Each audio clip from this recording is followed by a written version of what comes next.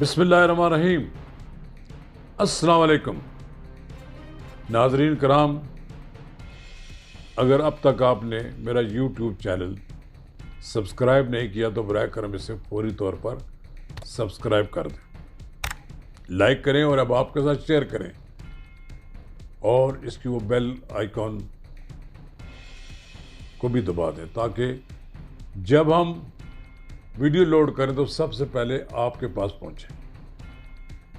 ناظرین کرام، آپ نے پاکستان ڈیموکریٹک موومنٹ کا اعلان تو سن ہی لیا ہوگا۔ پاکستان ڈیموکریٹک موومنٹ جسے پی ڈی ایم کہا جاتا ہے، وہ پچھلے 7-8 ماہ سے خوابیدہ حالت میں تھی۔ جلسے تو کیے جا رہے تھے لیکن کوئی تحریک چلانے کی طرف نہیں جا رہا تھا۔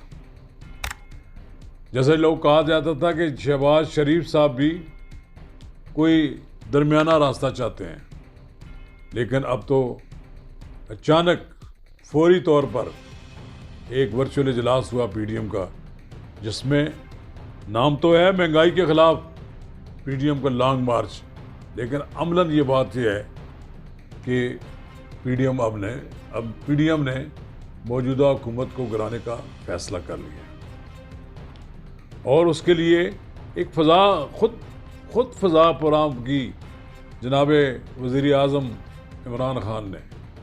وزیر اعظم عمران خان یہ بات کہتے ہوئے نہیں تھکتے تھے کہ اسٹیبلشمنٹ، فوج، بیوروکریسی اور حکومت پی ٹی آئی سب ایک پیج پر ہیں۔ اس صفحے کے جو ٹکڑے کیے ہیں وہ جناب وزیر اعظم نے کیے ہیں۔ وزیر اعظم نے اس زوم میں تھے کہ شاید وہ بہت زیادہ بااختیار ہو گئے ہیں، اور اب ان کے اندر یہ وہ جو اختیارات کی جو کتاب میں لکھے ہوئے پڑھتے ہیں تو اس کے بعد وہ اپنے آپ کو سمجھتے ہیں کہ یہ میں بہت زیادہ طاقتور بن گیا ہوں۔ یہ اختیارات پہلے بھی لوگ پڑھتے رہے ہیں۔ جناب وزیر اعظم، آپ کو معلوم ہونا چاہیے کہ نواز شریف آپ سے زیادہ ان قواعد و ضوابط کا پڑھے ہوئے ہیں۔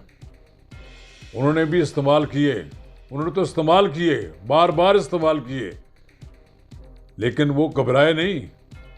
لیکن آپ نے پہلی بار سوچا کہ میں بھی شاید نواز شریف بن جاؤں۔ نواز شریف تو نہ بنے، آپ نے آرمی چیف کے 1 ماہ سے زیادہ مدت لگا دی۔ جان بوجھ کر آپ نے فوج کی تذلیل کرنے کی کوشش کی، فوج کا مذاق اڑایا۔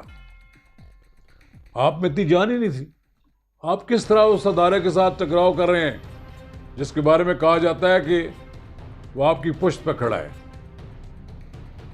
آپ جس طرح 25 جولائی 2018 کو الیکشن جیت کر آئے، اور جس طرح آپ کے لیے آر ٹی ایس بند کیا گیا، جس طرح آپ کے لیے سارا لوگ گھیر گھار کر، ریوڑ کی طرح گھیر کر ان کو لا کر آپ کی جماعت میں شامل کیا گیا، اور پھر جیتی ہوئی نشستوں پر وہاں پر لوگوں کو ہرا دیا گیا، تو آپ کی اکثریت بنانے کی ایک ناکام کوشش کی گئی۔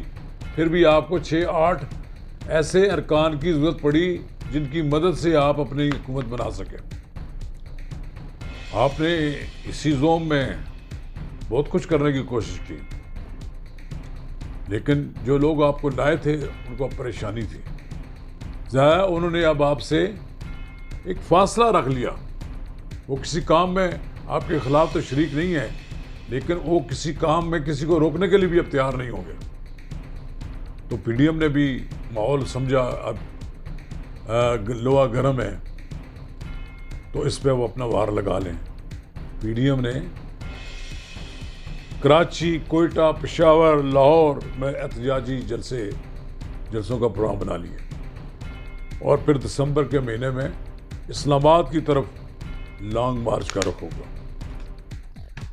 یہ اب ساری باتیں ایسی ہیں کہ دیکھیں، سراج الحق سے بھی انہوں نے بات کی، اچکزئی سے بھی بات ہوئی، شہباز شریف کے رابطے ہوئے ہیں، بلاول بھٹو۔ اب بڑی ڈیولپمنٹ تو یہ ہوئی ہے کہ شہباز شریف اور بلاول بھٹو کے درمیان رابطہ ہوا ہے۔ آنے والے دنوں میں بلاول بھٹو زرداری کی پیپلز پارٹی واپس پی ڈی ایم آ سکتی ہے، آنے والی ہے۔ اور بیچارے خان عبد الولی خان کے صاحبزادے اسفندیار ولی کا کیا اوقات ہے، انہوں نے تو جدھر پیپلز پارٹی جانی ادھر وہ بھی چلے جائیں گے۔ یہ سارے ایک بار پھر پوری قوت کے ساتھ اکٹھے ہوں گے۔ اب ان کے سامنے دو آپشن ہوں گے، دو آپشن۔ ایک طرف سے وہ آپ پر وزیر اعظم عمران خان پر عوامی دباؤ ڈالیں گے، عوام کو سڑکوں پر لائیں گے، اور ساتھ ساتھ جو تحریک عدم اعتماد کا آپشن ہے وہ استعمال کیا جائے گا۔ سب سے پہلے یہ تحریک عدم اعتماد کا آپشن پنجاب میں وزیر اعلیٰ عثمان بزدار کے خلاف استعمال کیا جائے گا۔ آپ دیکھیں کہ اس کے لیے ماحول پیدا ہو جائے گا، اور دیکھتے ہی دیکھتے عثمان بزدار کی چھٹی ہو جائے گی اور وہاں پر پی ڈی ایم کی حکومت قائم ہو جائے گی۔ اور جس دن پنجاب میں پی ڈی ایم کی حکومت قائم ہوگی تو عمران خان کی چھٹی ہونے میں کوئی دیر نہیں، اور پھر ان کے لیے آپشن ہوگا کہ وہ باعزت طور پر استعفیٰ دے کر چلے جائیں اور اپوزیشن بنچوں پر بیٹھ جائیں، پھر شور مچاتے رہیں کہ مجھے کام نہیں کرنے دیا، میں بہت کچھ کرنا چاہتا تھا، میں نے یہ کرنا تھا، میں نے اپوزیشن کو الٹا لٹکا دینا تھا، اور میں نے ان کو نشان عبرت بنانا تھا۔ جن لوگوں کو آپ آج کرپٹ بدعنوان لوگ کہتے ہیں، آپ ان کے ساتھ ہاتھ نہیں ملاتے، کل پھر جب وہ اقتدار میں بیٹھے ہوں گے تو پھر آپ کی کیا صورتحال ہوگی؟ جناب وزیر اعظم، آپ کے لیے راستے مسدود ہوتے جا رہے ہیں، آپ کے آپشن کم ہو رہے ہیں۔ آپ کے پاس آپشن اس وقت زیادہ تھے جب آپ فوج کے ساتھ ایک پیج پر تھے، آپ لبیک، ابھی آپ نے لبیک یا رسول اللہ کے ساتھ جو معاہدہ کیا، اس میں معاہدہ آپ کا تو کمال ہی نہیں ہے، وہ جنہوں نے معاہدہ کرایا، ورنہ تو آپ کے لیے بڑا مشکل تھا ان سے جان چھڑانا۔ تو ابھی تو وہ لوگ بیٹھے ہوئے ہیں، ابھی تک وہ اپنے انتظار کر رہے ہیں، اپنے لیڈر کے انتظار کا۔ تو کیا سمجھتے ہیں کہ آپ کل یہ لوگ آپ کے ساتھ کھڑے ہوں گے؟ نہیں کھڑے ہوں گے۔ یہ ایک ماحول بن رہا ہے، ماحول بننے میں کوئی دیر نہیں لگتی۔ جن لوگوں نے سیاست کیا انہیں پتہ ہے کہ راتوں رات لوگ اکٹھے بھی ہو جاتے ہیں، اور پھر کسی کو گرانا، کسی کو اتارنا ان کے لیے مشکل ہوتا ہے، مشکل نہیں ہوتا۔ مجھے یاد ہے 77 میں جب ذوالفقار علی بھٹو بھی اس مرحوم بھی اس زوم میں تھے کہ انہیں کوئی نہیں ہٹا سکتا، لیکن جب ان کے خلاف ساری جماعتیں اکٹھی ہو گئیں، نہ صرف ان کو اقتدار سے محروم کر دیا گیا، پھر وہ تختہ دار تک پہنچ گئے، پھر ملک میں مارشل لا لگ گیا۔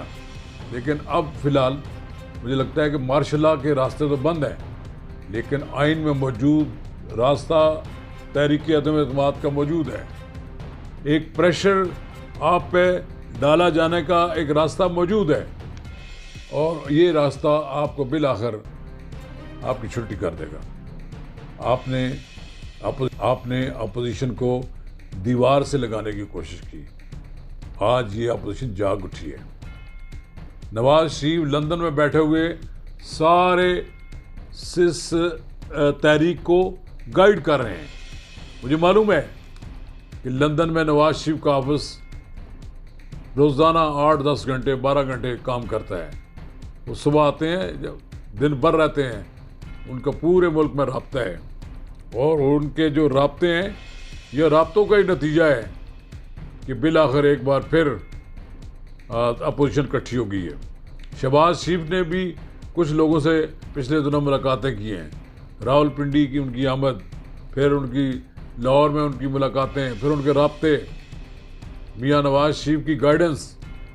بالآخر آپ تو ان کے مقابلے میں، نواز شریف کے مقابلے میں تو آپ نوزائیدہ ہی ہیں نا، آپ کا اتنا تجربہ نہیں ہے جتنا نواز شریف کا تجربہ ہے۔ بالآخر آپ اس تجربے کے سامنے مار کھا جائیں گے، اور آپ کی چھٹی ہوگی۔ آپ کے لیے پھر دو راستے رہ جائیں گے، آپ اسمبلی توڑ دیں یا پھر آپ استعفیٰ دے کر